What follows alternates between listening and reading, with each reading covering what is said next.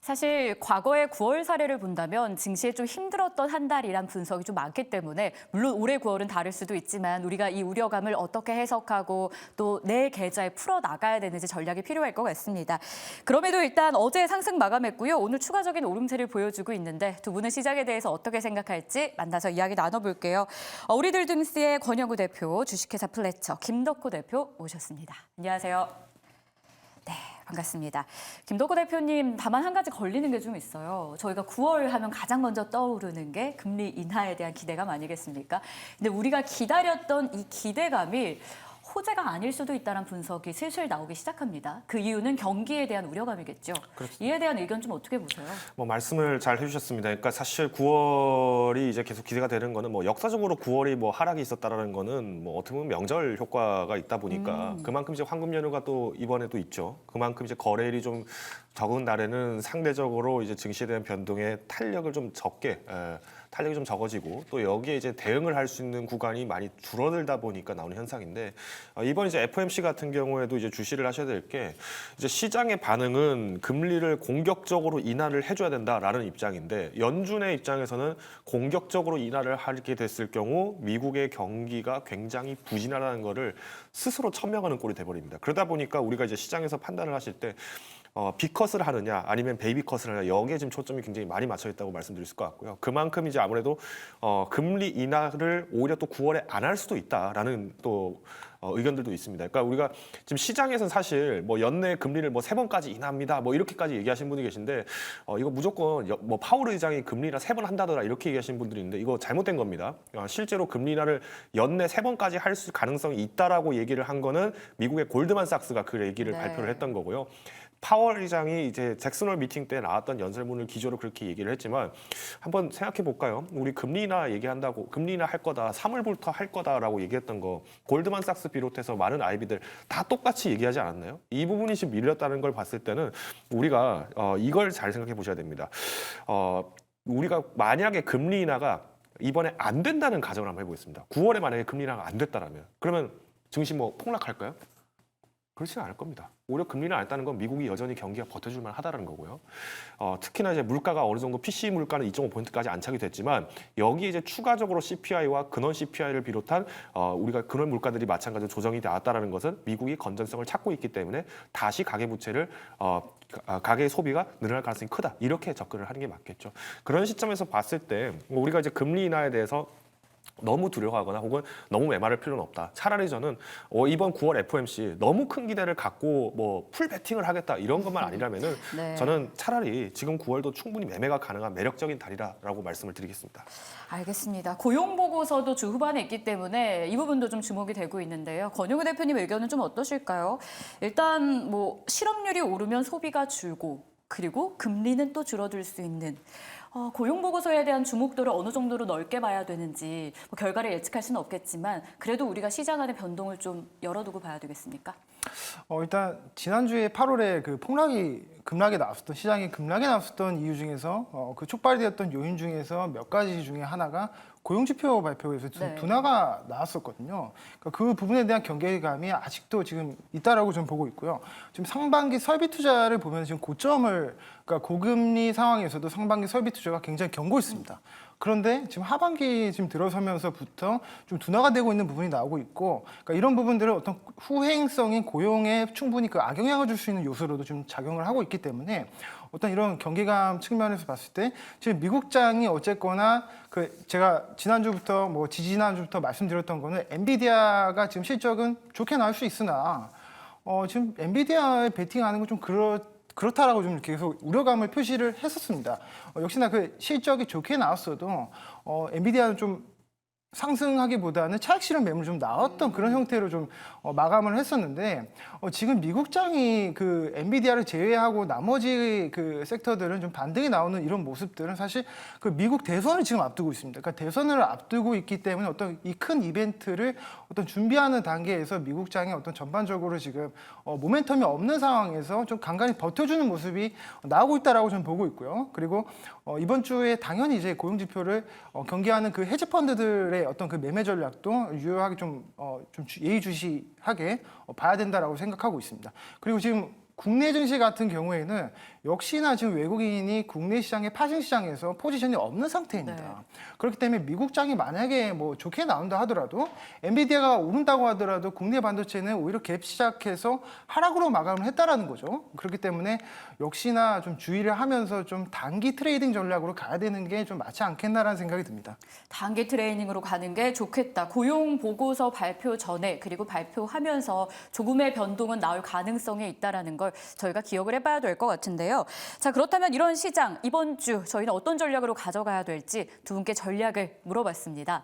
김덕구 대표님의 전략 한마디부터 한번 볼까요? 가족 오락관. 늘 이제 좀 재밌게 준비해 주시는데 저는 가족 오락관 하면 그거부터 생각나요. 이렇게 귀 막고 큰 소리로 얘기하는데 전혀 앞에서 들리지 않는. 네, 뭐 제가 오늘 타이틀을 준비한 것도 네. 사실 말씀하셨던 게임과 비슷합니다. 그러니까 시장이 굉장히 많은 이슈가 있고 빅 이벤트가 있다 보면은 여기에 대해서 많은 분들이 항상 우려감을 너무 급격하게 표현하시는 분들이 계세요. 아, 이거 금리 인하 하게 됐을 때 금리 인하 이만큼 안 하면 어떡하지? 금리 인하를 너무 많이 하면 어떡하지?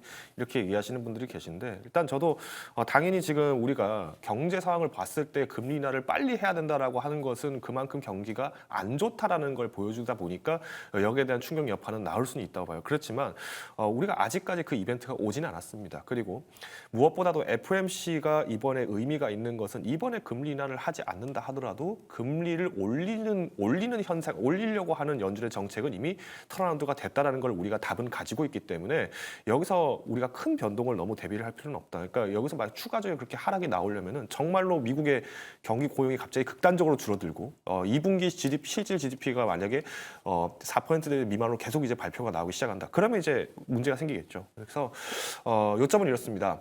너무 많은 소식통에 흔들리지 않으셨으면 좋겠습니다. 그리고 또 그만큼 또 지금 시장이 어떻게 보면은 주도주였던 섹터들이 사실 좀 가라앉고 저평가되어 있던 뭐 2차 전지를 비롯해서 그동안 좀 소외가 됐던 테마들이 불쑥불쑥 올라오고 있어요. 그러다 보니까 이거라도 지금 빨리 잡아야 되나 하면서 막 혼란이 오신 분들이 계실 텐데 저는 이때가 오히려 더 투자자분들께서 결정을 하셔야 될 때라고 봅니다. 그러니까 나는 여기서 지금 매매 장세로 갈 거다. 아니다. 나는 매매가 아니라 장기 투자를 위해서 나는 역추세 매매를 하겠다. 그래서 나는 매집 전략으로 가겠다라고 하시는 부분들을 분명히 정하신다라면은 옆에서 어떤 누군가가 떠든다 하더라도 이것에 대해서 내가 가고자 하는 방향을 정확하게 지켜나갈 수 있다라고 말씀드리겠습니다. 큰 변동까지는 우려할 필요 없다. 그러니까 나오는 쏟아지는 뉴스에 너무 우리가 흔들리지 말자라는 이야기를 주셨습니다. 그렇다면 권영우 대표님은 저희에게 어떤 전략을 남겨주셨을까요? 단기 박스권을 예상하고 계십니다. 김덕구 대표님도 격하게 고개를 끄덕이며 공감하시는데요. 그렇다면 혹시 상단과 하단의 밴드 설정도 가능하겠습니까? 밴드 설정보다는 네. 지금은 그 정확한 사실 그 포인트를 설정하는 것은 사실 어렵습니다. 왜냐하면 일단은 제가 지금 단기 박스권이라고 설명드렸던 그 두 가지 이유가 있는데 그 첫 번째가 뭐냐면 외국인이 아까 그 설명드렸듯이 외국인이 파생 시장에서 국내 파생 시장에서 지금 무포지션 관망 상태라고 제가 말씀드렸지 않습니까? 8월이 되기 전에 한 6월, 7월부터 외국인은 풋옵션 매수를 굉장히 많이 했습니다. 그러니까 풋옵션이라는 거는 시장이 하락했을 때 그 엄청나게 큰 수익을 벌어들일 수 있는 수익 상품이거든요. 근데 그런 어떤 그 매집이 되어 있고 어떤 그 풋옵션에 축적되었던 그 힘을 보고서 제가 8월 초에 반도체는 이제 더 이상 사지 말고 고점에 대비하라라고 말씀드렸고, 그럼 8월 초 이후부터 이제 급락이 나오기 시작했거든요. 네. 그리고 8월 5일날 엔캐리 트레이드 청산 우려감을 비롯해서 고용지표 둔화라든지 어떤 이런 경기 침체에 대한 경계감까지 같이 더해져서 시장이 폭락이 나왔습니다. 이때 풋옵션에 대해서 대거 이제 수익을 실현을 했던 게 외국인이거든요. 그래서 그 이후에는 그러면 만약에 풋옵션을 그럼 수익을 다 청산을 했다라면 이제는 콜옵션 매수를 통해서 시장의 상승을 베팅을 하는 그런 흐름이 나와줘야 되는 건데 이 시장의 상승 베팅하는 흐름이 전혀 안 나오고 있다는 거죠. 그러니까 콜 옵션도 지금 딱히 뚜렷한 그런 뭐 매수 흐름이 포착이 되는 것도 아니고 또 선물 매수나 선물 매도도 지금 뚜렷하게 뭐 유의미한 수급이 들어오는 것도 아니고요. 그리고 지금 정확히 그 설명드리자면은 코스피를 가지고 지금 외국인이 하루는 뭐 2천억치 샀다가 또 그 다음 날 팔았다가. 단타로 이제 팔았다가 그러니까 외국인이 사면 이제 기관들이 따라붙지 않겠습니까? 선물에서 뭐 대략 한 1,500억, 2천억 정도 사면은 당연히 기관에서는 알고리즘이 설정이 되어 있기 때문에 선물 시장에 대한 리스크 백지로 이제 현물 시장에 대해서 이제 기관이 매수세가 들어올 수밖에 없습니다. 그럼 이때 매수세가 들어오는 거를 활용해서 외국인들이 현물 시장에서 또 매도를 하기 마련이거든요. 그래서 이런 식으로 계속 이제 단기 전략으로 외국인이 하루 샀다가 하루 팔았다가 하기 때문에 어떤 정확한 코스피의 어떤 밴드 설정을 하기는 좀 어렵다라고 네. 저는 보고 있고, 두 번째는 뭐냐면 이 환율에 대한 부분이 아직도 외국인이 지금 우리나라 증시를 베팅을 안 하고 있는 가장 큰 이유 중에 하나가 환율이라고 저는 생각을 합니다. 그래서 지금 BOJ가 어쨌거나 8월 5일 날에 금리 인상을 한 차례 하지 않았습니까? 근데 10월에도 지금 금리 인상을 한 해 만에 이런 얘기가 나오고 있고, 역시나 FOMC가 연내에 또 금리 인하를 하게 되면 이런 어떤 그 엔화 대비 달러에 대한 그 약세 흐름이 아시아 통화권에도 충분히 영향을 끼칠 수 있다라고 보고, 국내 원화에 대한 약세 흐름도 충분히 나오고, 달러에 대한 강세가 충분히 또 나올 수 있다라고 보기 때문에 이런 환율 흐름에 대해서도 지금 외국인도 되게 좀 불확실하다라고 보고 있는 것 같습니다. 그렇기 때문에 우리는 외국인이 어떤 그런 방향성에 맞춰서 매매를 해야 되는 게 맞는 거고, 지금 어떤 그 뚜렷한 포지션이 나와 있지 않기 때문에 이런 테마주 장세, 네. 그리고 저평가되어 있다, 뭐 소외되어 있는 그런 섹터들을 좀 적극적으로 매매를 하는 그런 어떤 전략이 유효하다라고 저는 보고 있습니다. 이 단기 박스권이라는 게 상단과 하단을 나눠보자라는 의미라기보다는 유의미한 수급이 들어오지 않는 외국인의 매매, 여기에 또 환율의 방향이 잡히지 않는 걸 본다면 좀 단기 전략을 취하는 외국인의 태도를 좀 주시할 필요 있겠다. 그에 맞게 포트도 구성해야 된다라는 이야기였습니다. 기억해 봐야 될 것 같습니다. 자, 그럼 본격적으로 저희가 오늘 오전 시장에 대해서 계속 이야기를 나누고 있는데요. 이 섹터별 분석도 한번 들어가 봐야 될 것 같습니다. 무엇보다 시총 전쟁을 벌이고 있는 섹터죠. 바로 2차 전지와 바이오 집중 분석을 해보려고 하는데요. 최근 코스닥 1위 자리에 알테오젠이 치고 올라왔죠. 알테오젠과 에코프로비엠의 왕좌 겨루기가 한창인데 오전장만 하더라도 알테오젠이 최고가를 넘나들면서 강세를 보이다가 또 힘이 풀리기도 하고 변동을 좀 나타내고 있습니다. 자, 두 분은 왕좌의 어떤 섹터가 더 어울린다고 생각하실지 궁금한데요. 먼저 김덕구 대표님의 의견부터 한번 가보겠습니다. 어느 쪽으로 선택을 하셨을까요, 대표님? 네, 저는 여전히 제약바이오를 주목을 하고 있습니다. 제약바이오가 그래도 1위 자리에 더 어울리지 않을까 가능성을 열고 보십니다. 근데 바이오가 이미 올해 너무 많이 올랐어요. 이 시세를 더 이어가려면 모멘텀이 충분히 또 나와줬을 때 이 흐름을 유지할 수 있지 않을까 싶은데요. 최근에 단기 급등에 따른 부담이 없을지 주목할 모멘텀은 뭘지 좀 정리해 주시죠. 바이오주는 계속 누차 말씀드렸습니다. 지금 이제 2달 넘게 지금 계속 상승세가 유지가 되고 있다 보니까 그만큼 탄력이 굉장히 이제 떨어질 수밖에 없는 시점이다라는 건 아마 많은 분들이 다 공감을 하실 것 같고요. 이제 문제는 이렇습니다. 지금 2차 전지와 그리고 이제 제약 바이오 이 두 가지를 주목을 해봤을 때 그러면 금리 인하 기대감과 더불어서 국내 바이오주들에 대한 실적들을 또 고려를 해봤을 때 빠른 회복이 될 수 있는 곳은 뭐 자동차 쪽도 마찬가지로 기대는 되겠지만 지금 뭐 미국에서도 중고차 가격이 굉장히 많이 급등을 했죠. 그러니까 이런 모습들을 보았을 때는 여전히 중고차 가격이 높다라는 거는 신차를 사지 않겠다라는 개념과도 마찬가지로 흡사하게 지금 되고 있는 겁니다. 그러다 보니 저는 여기서 이제 주목하셔야 될 거는 바이오가 그러면 여기서 더 갈기 위해서 모멘텀이 더 필요하다. 뭐 이거는 어느 테마든 다 마찬가지일 네. 건데 차라리 저는 지금 시점에 모멘텀 없이 조용하게 움직이는 게 더 낫다고 봅니다. 왜냐하면 이미 금리 인하에 대한 기대감들은 너무도 많이 나왔어요. 이게 이제 연초부터 계속 나왔던 상황이고 지금 최근에 주가가 빨리 올라왔던 기업들 같은 경우는 FDA에서의 어떤 심사 통과들, 그러니까 임상 통과에 대한 기대감과 여기에 마일스톤까지 받을 수 있는 실적 반등에 대한 효과들이 계속 커지고 있는데 문제는 지금 2달 동안 이제 뭐 바이오라면은 다 너도 나도 올라간다라고 하시는 분들 계시겠지만 실제로 그렇지는 않아요. 오히려 좀 실적이 안 좋았던 종목들 같은 경우는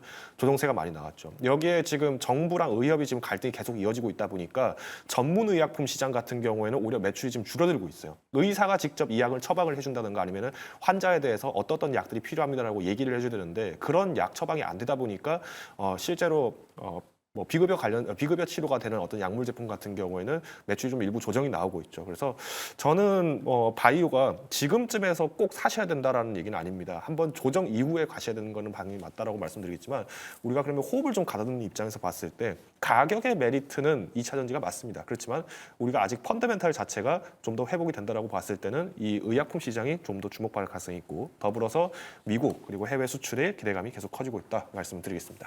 네, 김덕후 대표님의 선택은 제약 바이오 쪽으로 향했습니다. 뭐 그렇다고 2차 전지의 매력이 떨어지는 건 아니다라는 코멘트도 덧붙여졌는데요. 권영우 대표님은 그럼 어떤 섹터가 왕좌에 더 어울린다라고 보셨을지 궁금한데요. 어딜까요? 저는 2차 전지로 고민 고민을- 없이 2차 전지입니까? 아니면 고민 좀 하셨어요? 고민을 상당히 많이 했어요. 어떤 포인트가 가장 고민의 중심이었습니까? 일단 두 섹터가 모두 다 금리 인하 수혜를 받는 섹터이기도 하고 사실 실적 측면에서 봤을 때는 제약바이오 섹터가 사실 월등히 좀 높은 확률이 높은 섹터이지만 이게 좀 많이 오르지 않았습니까? 제약바이오 네. 섹터가 너무 많이 올랐고 뭐 알테오젠도 그렇고 최근에 유한양의 흐름도 지금 굉장히 세게 나오고 있고 그러니까 그런 흐름들이 나오고 있는데 그래서 오히려 좀 가는 종목이 오히려 더 가는 시장이기 때문에 제약바이오 섹터에 올라타는 게 맞지 않을까라는 고민을 좀 많이 했습니다. 그렇지만 2차 전지 섹터를 꼽은 이유는 반도체 섹터가 지금 실적이 엄청 좋습니다. 실적 엄청 좋지만 떨어졌습니다. 그 이유가 어쨌거나 주가는 고점이 나왔을 때는 추가적인 어떤 상승 모멘텀과 기대감, 그러니까 꿈과 희망이 있어줘야 네. 더 올라가는 것이고 그 주가는 꿈과 희망을 먹고 사는 거지 않습니까? 그렇기 때문에 그 이후의 거에 대한 희망이 있어줘야 되는데 반도체는 그 희망이 어느 정도 지금 끝났다라고 저는 보고 있고 그렇기 때문에 반도체에 대한 어떤 수급이 어디로 갈 것인가를 고민을 해봤을 때 당연히 약간 이건 바닥 그동안 좀 소외받았던 섹터로 돈이 들어오지 않을까라는 고민을 먼저 하게 됐고요. 최근에 지금 그 모건 스탠리에서 리포트이 발간됐습니다. 2차 전지가 이제 바닥이다 뭐 이런 얘기가 맞아요. 나왔는데 사실 수익성 측면에서 봤을 때는 상당히 불투명한 것이 사실입니다. 최근에 그 2차 전지 섹터가 먼저 출발을 했던 거는 전기차 화재, 그러니까 전기차 포비아에 대한 어떤 그런 부분이 국내 그 배터리 회사들의 반사수혜 기대감으로 먼저 1차적으로 상승이 나왔었던 거고, 이번에 2차 상승이 나오는 거는 이제 모건 스탠리의 리포트 때문인데, 사실 양극재 수출도 그렇고, 뭐 양극재 수출이 8월 달 봤을 때는 지난해에 비해서 60% 감소를 했고, 또 LG에너지 솔루션이나 삼성 SDI를 봤을 때도 작년에 비해서 영업이익이 반의 반토막이 났습니다. 그러니까 사실 내년에도 지금 오히려 하향 조정을 하고 있는 게 지금 2차 전지 섹터인데, 그러면 돈도 못 버는 섹터를 왜 제가 이렇게 골랐냐 하면은, 일단 돈을 아예 못 버는 건 아니지 않습니까? 네. 돈은 벌긴 하고, 이 에이전솔 같은 경우에도 어쨌거나 유럽에 대한 그 공장 가동률이 증가하고 있고, 이 전기차 섹터를 견인할 만한 대장주 종목인 에이전솔과 삼성 SDI 그리고 포스코 퓨처엠 같은 종목들이 어제 보시면은 10% 이상의 급등이 나왔었거든요. 포스코 퓨처엠이 한 VR까지 발동해서 14%까지 반등이 나왔는데, 그러니까 이 주가의 흐름을 봤을 때, 이 탄력성을 봤을 때 그 어떤 오랫동안 그 기간 조정과 가격 조정을 거쳤기 때문에 이런 상승 흐름이 나왔다라고 보고 있고, 그리고 역시나 바닥에서의 이런 긍정적인 리포트는 주가 흐름을 탄력적으로 좀 견인을 할 수 있다라고 보고 있습니다. 그러니까 네, 여기까지 하겠습니다.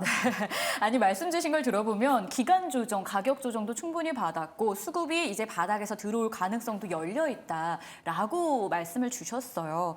한 가지 근데 체크해야 될 건 2차 전지에 발목 잡고 계속 늘어졌던 게 실적, 업황에 대한 개선 여부였거든요. 그럼 개선의 시그널이 잡힙니까? 이게 되게 중요한 키워드가 될 것 같아요. 개선의 시그널이 아직 잡혀 있지 않습니다.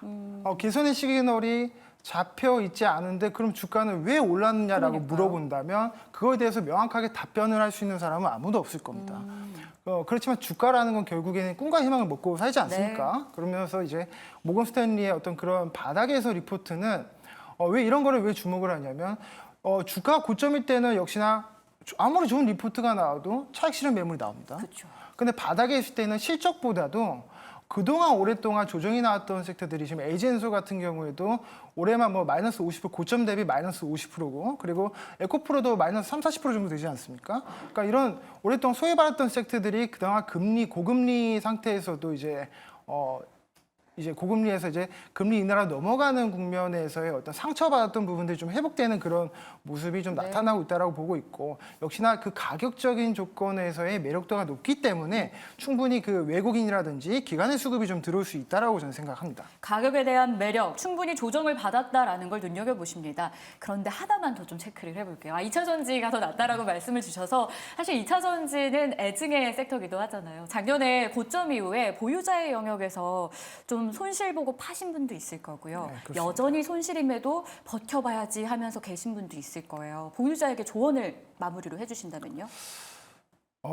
일단 존버는 승리한다라고 좀 말씀드리고 어. 싶습니다. 존버는 승리하기 버티자. 때문에 네, 좀 이렇게 이 항목을 버티다 보면은 좋은 날이 오지 않을까라는 생각이 들고, 그리고 미국 대선에서도 어쨌거나 지금 뭐 해리스 후보랑 지금 트럼프가 지금 엎치락뒤치락 하고 있지만 전기차가 좀 수혜를 볼 수 있는 그런 공약들도 나오고 있기 때문에 아마 좀 뭐 홀딩하다 보면은 뭐 좋은 날이 있지 않을까라 보고 있고, 리튬 가격에 대해서도 사실 네. 그동안 좀 조정이 많이 나왔습니다. 양극재 같은 경우에는 리튬 가격이 상당히 중요합니다. 왜냐하면 판가 전이를 할 수 있기 때문에 매출과 영업이익이 좀 이렇게 크게 부풀려질 수 있는 게 리튬 가격이거든요. 근데 이제 리튬 가격도 60% 정도 좀 떨어졌다가 지금 최근에 좀 반등이 좀 나오는 그런 흐름이 좀 포착이 되고 있고, 그래서 좀 존버해라 이렇게 말씀드리고 싶습니다. 이왕 버텼으면 좀 더 버텨서 회복을 노려보는 것도 좋은 방법일 수 있겠다. 권영우 대표님의 의견이었고요. 제약바이오도 참 궁금증이 많은 sek터긴 합니다. 많이 오르기도 했고 앞으로 더 갈지 역시 그건데요. 중요한 건 주도주 중심으로 가고 있어요. 대형주 중심으로요. 그중 하나가 쏘아올린 공, 유한양행이었습니다. 오늘 사상 최고가입니다. 최근 8거래일 동안 50%나 올랐습니다. 오늘 추가적인 상승인데요. 더 갈 거란 분석이 나와요. 피아 주사 제형에 대한 승인도 대기 중이다라는 말이 있던데요. 대표님이라면 유한양행 50% 올랐지만 추격 매수 하시겠습니까? 지금 이 자리에서? 뭐 당연히 저는 이제 추격 매수는 좀 자제하라고 말씀을 드리고 싶어요. 그러니까 기존에 가지고 계신 분이라 하더라도 뭐 유한양행이 뭐 몇 배를 갈지 모른다. 뭐 이런 얘기는 뭐 계속 얘기가 나오고 있습니다. 근데 항상 우리가 뭐 증권가에서 뭐 앞으로 상승력이 있다라고 해서 무조건 다 상승을 했다면은 그러면 뭐 저희 방송 안 보시면 됩니다. 그냥 유한타 증권이든 뭐 하나증권이든 키움증권이든 삼성증권이든 레포트 나오는 것만 보고 그대로만 투자하면 되겠죠. 그러니까 그들도 어떻게 보면은 장기 전망치를 이제 얘기를 합니다. 그리고 항상 그 애널리스트 분들이 이제 분석을 하거나 어떤 기업에 대해서의 가치 평가를 할 때는 이제 최소 12개월 정도의 기간을 잡고 이렇게 접근을 하게 네. 되는데 그러면 이제 유한양행을 비롯해서 지금 어떤 피아 주사라든가 이런 것들이 계속 거론이 되는 원인도 결국은 여기에서의 매출 점유율 자체를 높일 수 있는 기회가 왔다라는 거는 공감을 하실 거예요. 그래서 저는 투자도 결국에는 계좌에 뭐 500%, 1000% 이런 수익이 있어도 안 팔면 낼 게 아닙니다. 오히려 지금처럼 맞아요. 조정이 많이 나왔던 반도체 매력적이죠. 네. 그러니까 그런 저는 이 시장에 대한 성장만큼 또 현금을 또 잘 마련하셔서 또 새로운 섹터에 대한 투자 기회를 잡으셨으면 좋겠습니다. 삼성바이오로직스도 팁 좀 주시죠. 100만 원 일단 한번 찍긴 했는데 종가 기준으로는 아직 안착은 못했어요. 가능성 열고 봐도 될까요? 네, 아직까지는 조금 더 기대를 해보실 수는 있다라고 저는 판단을 네. 하고 있고요. 마찬가지로 CDMO 기업들은 이제 본격적으로 10월부터 조금 더 이슈가 다시 한번 10월 이후에 나올 것으로 예상이 되고 있습니다. 뭐 말씀은 몇 차례 드렸지만 미국의 지금 상원의원 그리고 하원의회에서도 마찬가지로 지금 FDA에게 미국과 중국 인민군과, 그러니까 인민해방군과에 관련돼 있는 기업과 조사를 하거나 혹은 임상을 하고 있는 기관이 있다라면 명단을 달라고 했습니다. 이게 굉장히 의미가 깊습니다. 지금 미국이 하고자 하는 행동은 중국을 고립화시키는 역할을 하고자 하는 건데 미국이 기존에 돈을 벌기 위해서 중국의 임상조사기관들을 썼던 것을 지금 찾아내서 조사를 하겠다는 겁니다. 그래서 저는 앞으로 주시를 해본다라면은 CDMO 기업들 지금 단기적 조정은 나올 수 있지만 물론 추가적인 하락이 좀 나올 수는 있다고 봐요. 그렇지만 우리가 너무 오늘 시장 며칠간의 조정만 가지고 하락이 본격화된다라고 말씀드리는 건 어불성설이다 말씀드리겠습니다. 삼성바이오로직스를 비롯해서 CDMO에 대한 기대감 열어놔도 된다. 오늘만 보지 말자라는 의견이었습니다. 자, 이렇게 해서 제약바이오와 2차 전지에 대한 전망 정리 마무리하겠고요. 오늘 좀 뜨거운 섹터가 있습니다. 바로 STO 관련주들 볼게요. 이번 22대 국회에서 토큰증권 법제화 법안이 빠른 시일 내에 통과될 수 있다라는 보도가 나오기 시작했습니다. 개별 종목 장세가 짙은 상황에서 토큰증권 관련주들도 이 시세 연속성 발휘할 수 있을지 두 분께 의견을 먼저 여쭈도록 할게요. 팻말 들어주시죠. 두 분은 X 안 사겠다라는 의견입니다. 권영우 대표님 의견부터 가볼까요? 일단 뭐 테마주에 대한 투자는 좀 꺼려하신다라는 걸 이 방송을 꾸준히 보셨다면 느끼셨을 것 같은데 그래도 STO 이번에 진짜로 찐 법안 통과가 된다면 그래도 법의 보호 아래에 좀 기대감 있는 거 아닐까요? 사실 STO 증권 관련해서는 뭐 오늘 보니까 뭐 갤럭시아 머니터리, 뭐 네. 갤럭시아 SM, 뭐 핑거, 그러니까 이런 중소형주 단에서 좀 이렇게 슈팅이 나오는 모습이 나왔는데 사실 이렇게 퍼포먼스가 나오는 것은 국내에만 있는 어떤 특별한 그 개별적인 호재로 상승을 하는 테마라는 거죠. 근데 이런 개별적인 이슈는 사실 그 수명이 어디까지인지 정확히 알 수가 없습니다. 제가 저번에도 어떤 테마였죠? 저번에 약했던 테마가 하나 있었는데 네. 그런 테마주를 공략할 때 차라리 할 거면 대항거래를 하던가 맞아요. 그렇게 말씀을 드렸던 적이 있습니다. 근데 STO 같은 경우에 이 관련주들이 사실 보면은 가상화폐 관련주입니다. 그러니까 비트코인의 가격에 원래는 더 민감했던 주식들이거든요. 우리기술 투자라든지 뭐 하나투자증권, 그러니까 이런 테마주들이 뭐 비트코인이 뭐 70K 돌파하면 뭐 그 다음날 갭상승하고 뭐 이랬던 테마주인데 만약에 STO 증권의 법안이 재발의가 돼서 뭐 법안이 상정이 된다 하더라도 반대로 가상화폐인 비트코인이 주가가 떨어지면 과연 테마주는 오를 수 있을까라는 부분이 좀 의문점을 가지게 된다라는 거죠. 그렇기 때문에 차라리 살 거면 비트코인을 사지 네. 가상화폐 테마주를 사는 게 좀 그렇지 않나라는 생각이 듭니다. 네. 살 거면 진짜 봐야 되는 대장, 메인을 사는 게 낫다라는 의견을 주셨어요. 김덕호 대표님도 안 사겠다라는 의견인데요. 지금 추격 매수하기에는 급등해서 자리에 대한 부담일까요? 아니면 STO 시장 자체에 대한 의구심이 드는 걸까요? 뭐 일단 시장 자체도 아직까지 안정화되지 않은 시장이고 더불어서 우리가 지금 블록체인이라고 거론되는 굉장히 많은 사업들이 2021년도에 붐을 일어났지만 21년도가 되면서 굉장히 많이 축소가 되고 압축이 됐어요.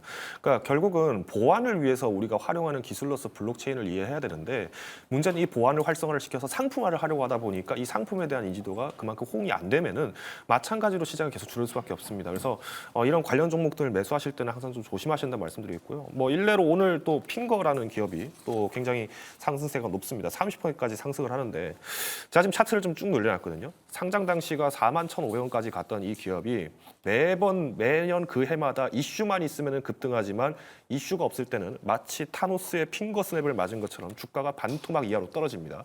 2021년도도 그랬고요. 22년도, 3년도, 4년도도 그 마찬가지입니다. 그래서 저는 이런 테마주는 정말로 단기 트레이딩의 영역이다. 다만 우리가 아까 대표님 말씀처럼 우리가 정말 이 산업에 대한 시장성을 주목한다라고 하면은 뭐 우리가 보안주라든가 아니면은 실제 여기에 관련된 네. 대장주를 보시는 게 맞다 말씀드리겠습니다. 알겠습니다. STO 관련주는 안 사겠다. 두 분 의견 일치됐습니다. 자, 빠르게 마지막으로 전선주까지 체크를 해보겠습니다. 사실 개장 당시만 해도 시세가 정말 강했는데 시간이 흐를수록 윗꼬리를 달고 있는 쪽이 전선입니다. 고점 대비 꽤 조정을 받은 현 구간인데요. 투자 의견 바로 받아볼게요. 들어주시죠. 두 분의 의견은 엇갈립니다. 권영우 대표님이 안 사겠다 전선주인데요. 가온전선이 오늘 소재 기업인 GMP를 인수한다는 소식을 호재로 안았어요. 근데 긴 윗꼬리, 세론인가요? 앞으로 전망 어떻게 보세요?